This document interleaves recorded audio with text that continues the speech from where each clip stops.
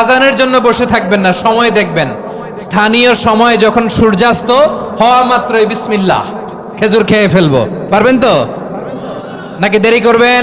দেরি করে ইফতার করা নিষিদ্ধ। ইহুদিরা দেরি করে ইফতার করে। বিশ্বনবী বলেছেন, এই উম্মত যতদিন আগে আগে ইফতার করবে, এই উম্মতের কপাল থেকে কল্যাণ কেউ ছিনিয়ে নিতে পারবে না। চিল্লায় বলেন ঠিক কি না?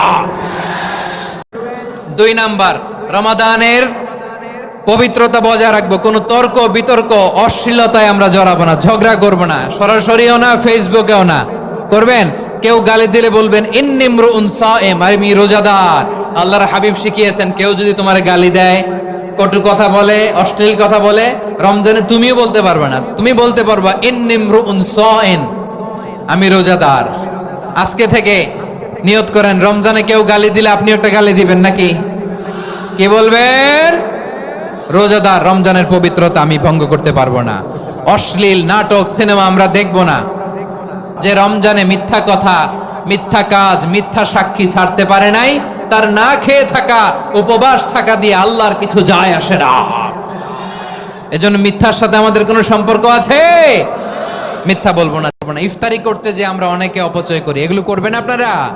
না, অপচয় অপব্যয় করবো না।